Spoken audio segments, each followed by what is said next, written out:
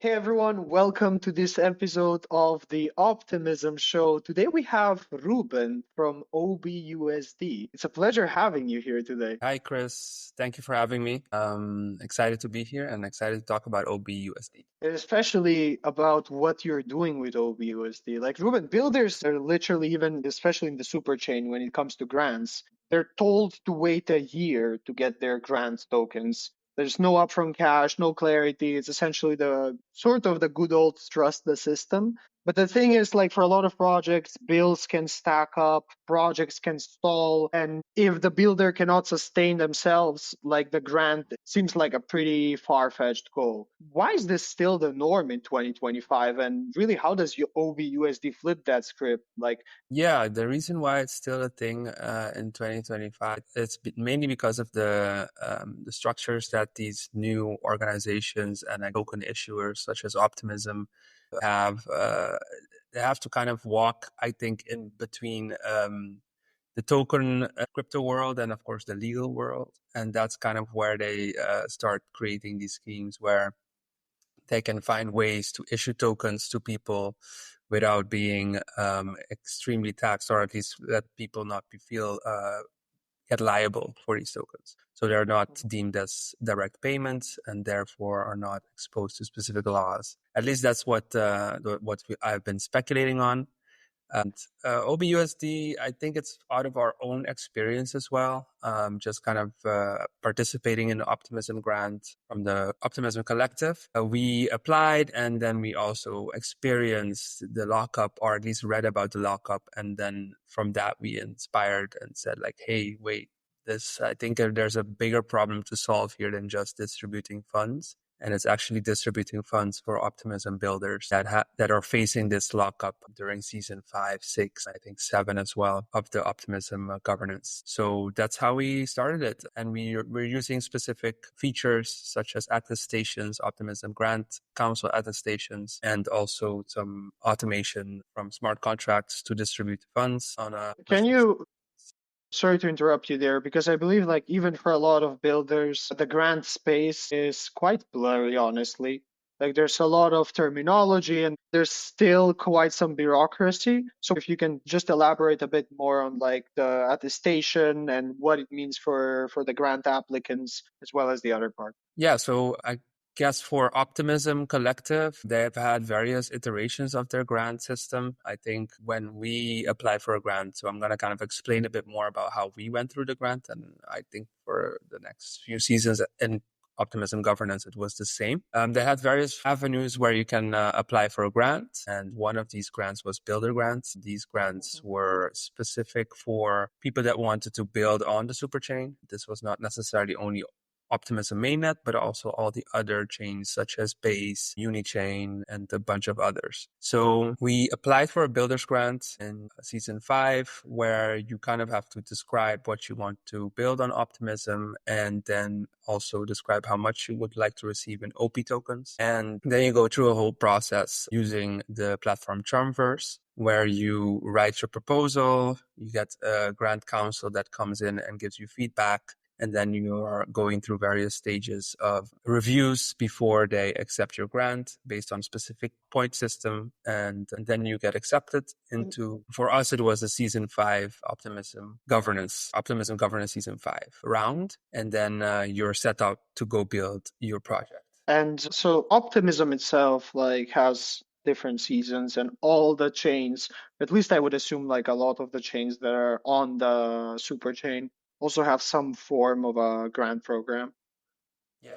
Especially before we dive into the OBUSD solution, which I find very interesting, like how you figured out to bridge that gap. Would love to hear your thoughts on what are the suggestions and things that first-time grant applicants should have in mind to actually make the most first of their time and eventually get the grant and even see if their project is eligible for that. Yeah, so it all depends, of course, on the mission and intent that Optimism sets at the start of the season. So you have to really understand what Optimism Collective is focusing on that season. An intent could be more like a vision for Optimism. You can see it like that. And then based off of that vision, you want to create a project or a proposal that is aligned with that vision. And these intents are basically described at the start of every season. At the moment, I think, just out of guessing, I think the intent is to increase the total value locked on the Optimism chains. So a lot of proposals are coming in right now from a DeFi perspective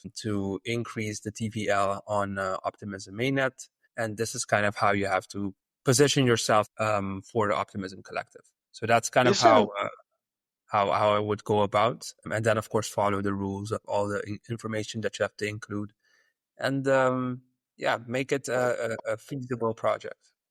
Also, what happens with all the other projects? What can all the other projects do? Like, because right now the push is so much on DeFi that kind of everything that was started before, like even if we look at season 5, season 6, it was kind of different objectives. Yeah, And that got hyped a lot of people to even start building in those correct. spheres. Yeah. But now there's no more grants for that. Yeah, that's totally true. Yeah, I think it started with season 3 when there was a major airdrop as well in Optimism that really got everybody looking at Optimism. And then during season 4, 5, and 6, they were starting to set up this, I guess, issuance standard. And then later on, they started to really narrow down on DeFi as they saw that the most of, I would assume, the chain revenue or the superchain revenue would come from this. So that's what happens to the projects that are in season 5 and 6 is very much a question mark. I think not a lot will necessarily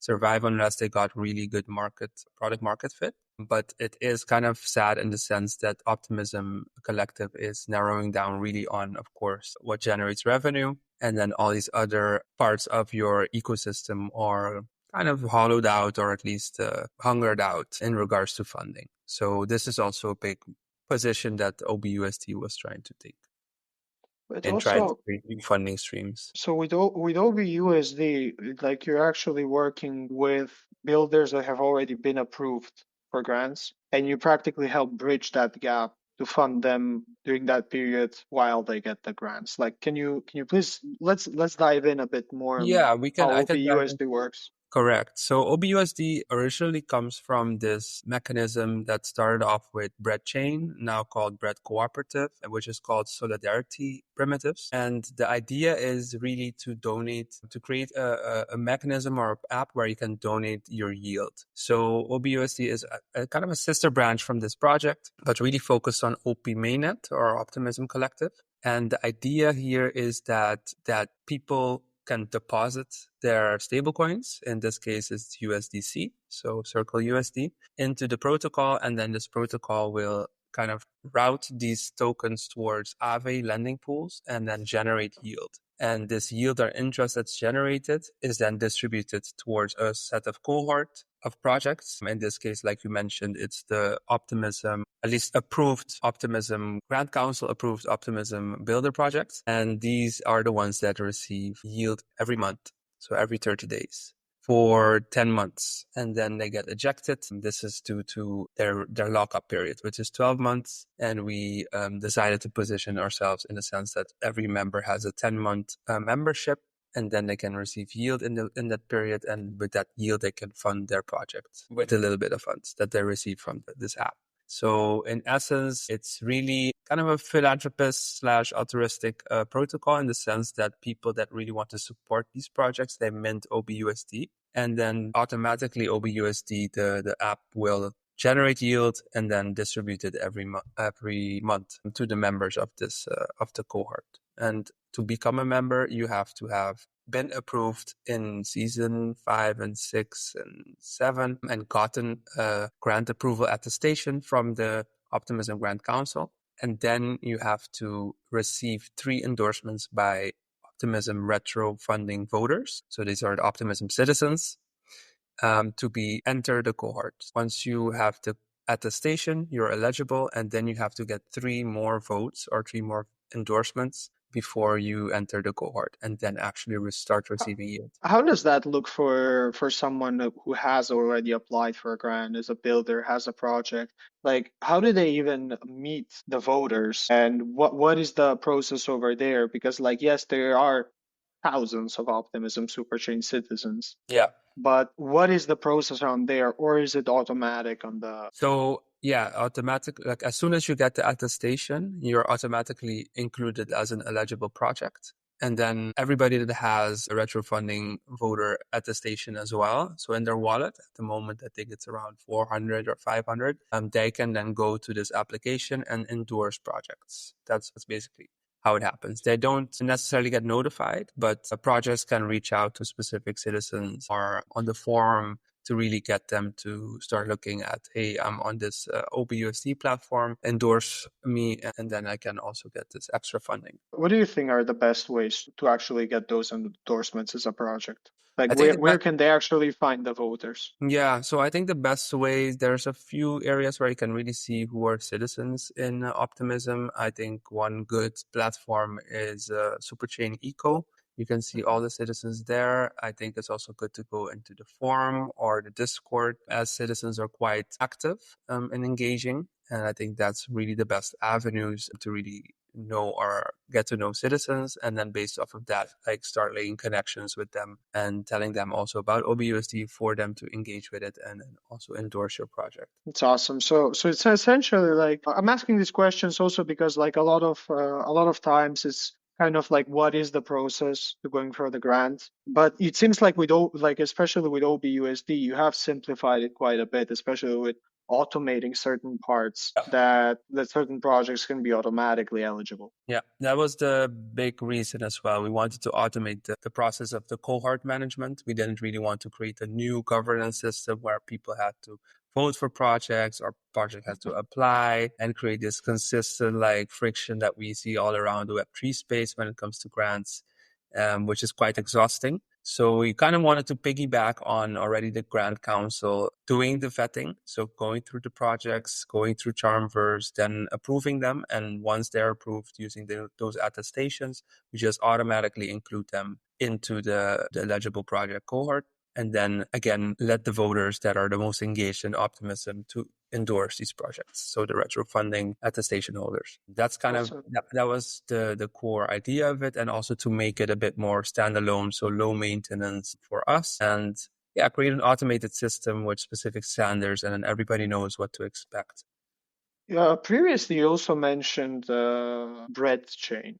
Yes. And right now OBUSD. Like, would love to cover a bit if you can share about what are some apps, some tools, maybe like OBUSD, Breadchain, and similar tools that builders could essentially use regarding of where, depending on where they are on their builder journey, of course. Yeah, yeah. I guess it depends. I'm very much well versed, of course, with the Ethereum tools. Of I don't know course. a lot about Solana and all these other Let's chains, go but with the Ethereum. Even more specific super chain would be awesome.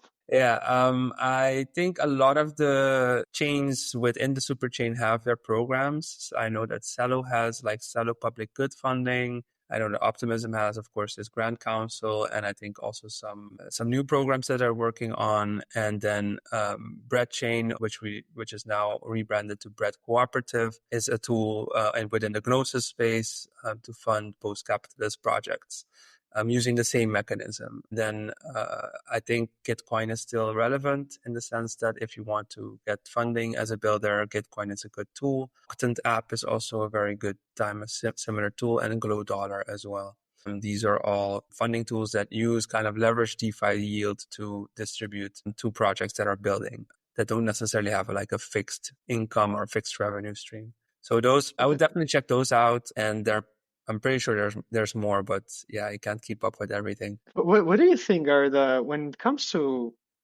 like because most projects frankly are not going to be eligible for grant funding or they're not going to get grant funding, like what is, for example, because I know some builders are looking to have some public goods projects out there, would like to build public goods and get grants and continue building a project. What do you feel are the core focus points that maybe builders should start slightly pivoting to actually start getting more aligned towards what the superchain is doing? And what you're working on as well? I mean, from a technical perspective or any type of. I would say, like, from any perspective, even from the perspective of essentially how to think if you're starting a new project and you're thinking, okay, I'm gonna go the grant route, even from that perspective as well. Yeah, I think if you're starting a project, I think it's very good to have at least something to show. That's basically where now a lot of the programs are really kind of focusing on, hey, what do you have? I know back a few years back it was a bit less strict on that and a bit more wild when it comes to the issuance of grants and funding. So just something minimal. It could be just a social media page. It could be a small little website. It could be just a paper or a video where you're explaining it. It could be, for example, I don't know, a podcast, if you want to do a podcast for the Web3 space, to kind of show maybe 2 episodes of how it would look like, how it would feel like. And this will increase your chances, of course, of getting funding as they know what to expect. I think this is actually to kind of like circle back to the last question as well. I think this is also something about Optimism that they do with retro funding. So they really like want to see your work before you get funded. And that is aligned with that a bit. And I think a lot of grant systems are doing that, not necessarily in the sense that you have to deliver this amount of work before you get funding, but just show them that, hey, I already have something very small and I want to expand it. I want to do more of it. And that is kind of how I would approach it. And then set up in a proposal, go through the review processes, and then also reach out to the grant council members, the grant funding committees, to really kind of lay a connection with them and really ask them the questions like, what are you guys searching for? I think that's also something that higher your chances really of getting funding. Yeah, Which honestly makes perfect sense, even like showing something that is already done. Yeah, like a few years ago, it was completely different case, but maybe it's for the better to have that shift. correct. Yeah, I think we matured in the grant funding right now. We're still maturing. I'm pretty sure we're still maturing. Yeah. How came OBUSD came to life? So, like I mentioned, OBUSD kind of is an outgrowth of the bread chain and the bread Yeah. cooperative solution and application. So that's kind of the foundation of it. So the mechanism, we saw it there, and we were like, okay, we see an opportunity here that Optimism could also benefit from a solidarity primitive that funds projects within their ecosystem. And that's how we created the proposal, kind of sketched it out, and our main focus was indeed on automating the cohort creation process. As we experienced, that was a very big hurdle, or at least it took a lot of time in the bread cooperative application. That's how it started. With learning more about attestations and such, we really delved into that and understand which type of attestations that Optimism has do we want to include to automate the process. And really, it's very cool how attestations can create these credentials on chain that we can then use and embed in our application instead of like trying to create a new onboarding process or a new vetting process, which would, take a lot of time, but also just be another hurdle that all these builders have to jump through. So that's how it started. And we started kind of with the same timeline as many projects that received a grant. So we had technically like a 12-month timeline because you don't have like necessarily strict milestone based funding. So you build within that period. And while we were building, we realized, hey, we have to actually focus more on this 12-month lockup because we saw that it was a kind of a disadvantage for so many builders that don't have necessarily upfront funding or have the luxury or privilege to build for 12 months without receiving a penny. And we saw this as a good way to also market ourselves, as we can help projects get some funding during this period of increased scarcity, I guess, for the builder until they get their reward, their grant reward. So that's how it went. We built it out, launched it around March, April, and we did 2 rounds at the moment. We have about 52 eligible projects. So you can kind of go through to OBUSD.XYZ and look at these projects. And maybe if you're part of these projects, start reaching out to your retro funding voter and citizens and ask them to endorse you so you can get some But yield. Two questions actually. One mostly around the cohorts. What do you mean when you say the cohort? Like when someone enters a cohort of OBUSD, is it like that? It's mostly focused on the yield. I understand that part, but also the other part, are they also getting some kind of a membership? Are they getting in a community with the other people that are in the cohort of OBUSD?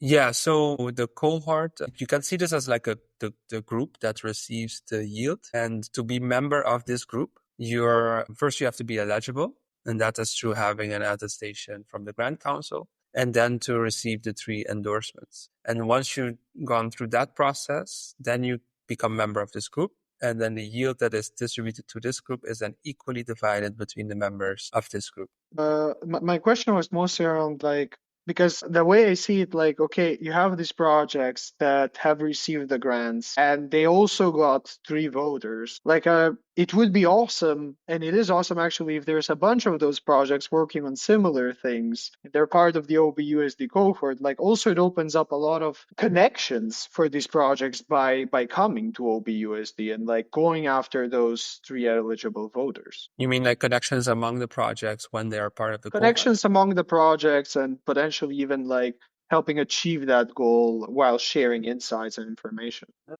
Yeah, they're we all in don't the same. we don't necessarily have, let's say, a chat group for these projects, but it would be indeed a good way to have a group on a social platform where they can interact with each other and also interact with, I guess, the voters as well, because that's kind of missing a bit. Because the app is out there, the projects are legible, the voters are kind of there as well. So how to bring them together and how to bring these projects together as well is a good So question to tackle.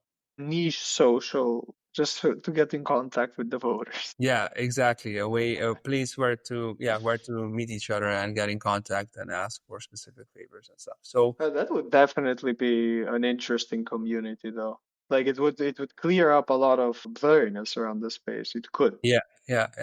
We're working right now as well on reaching out to projects because that is something that we have to work on. Awareness, of course, of OB.XYZ and for them to know that they're eligible and that they can get these endorsements to get some funding. And also to tell their communities to support them via OB.Z. And something I think what we envision as well is that once these projects are part of the cohort, they'll write up their community members to also mint OBUSD and in return support them. But while they're supporting them, they're also supporting the other projects that are part of the cohort. So that's kind of the solidarity aspect of the protocol. So you holding OBUSD, you're not just only supporting your project that you're from, but a part of that yield also goes towards all the other Optimism projects. So everybody's kind of helping each other out. That's the Yeah, it's essentially like even from a perspective of like picking it up as a collective, it might take more time to have the foundations and stuff, but once it starts going up and everyone yeah, starts bringing, yeah, it's yeah, it just works. exactly. And Red Chain is the example of that as well. It works there, as soon as more people start. How does the bread chain, what are the parallels between OBUSD and bread chain? Like what's the differences? And So it's essentially the same mechanism in the sense that instead of bringing USDC, you bring the stablecoin XDAI on Gnosis. You deposit that. That then goes towards a lending pool as well, generates yield and distributes the bread token. And in that app, we don't call it OBUSD, but we call it bread. And that bread token is also one-on-one with the dollar. So then the yield is generated and then the yield is distributed among projects that are part of the cohort. At the moment, we have like 6 projects. And main difference is we don't use attestations. So it's still a manual process to submit and become a member of the cohort. And also the other difference is we do use voting for projects. So based on how much votes you've received, you get a portion of the yield as well. So we don't equally divide the yield between all projects. We actually separated. So 50% of the yield is for equal distribution, and then the other 50% of the yield at the end of the month is distributed democratically. So they have to vote to their members or bread holders have to vote on the projects to receive a specific amount of yield. So that's the main difference. But the mechanism itself works the same. But the voting, we have a voting mechanism in there as well, and we don't have an attestation system, which OB does have. One thing that you mentioned over there, especially when it comes to the voting and like the distributing of the second part, and in grants in general, the questions has occurred multiple times is which projects are actually rewarded more? Like, are the ones that actually go for the publicity and networking and all of that, or are the ones that are just like the Building. builders that just want to stay and build? They don't want to go out and network. Like, how to bridge that gap in the first place? Yeah, so that's actually a good angle that you put up there, because for example, Bread Cooperative and also OBUSD, this was also a big reason why we built these things, because we did see the space was becoming a popularity contest on funding, and some people were getting all the funds and some people were not getting any funds. And that was also a big reason we have this tooling that kind of automatically levels the playing ground. In Red, for example, 50% is going through this process, which is based on popularity, and then the other 50% is equally distributed. So that means every project still gets something next to what they get from the democratic process. And in the Optimism Builder Dollar, there everything is equal, in the sense that the yield that's generated is just equally divided, not based on your popularity, but just based on you having the attestation and the endorsements from your community and ecosystem. Got it. Okay. Well, it's also something that's eventually evolving bit by bit. So Yeah, we're definitely gonna see more and more developments coming soon. for sure.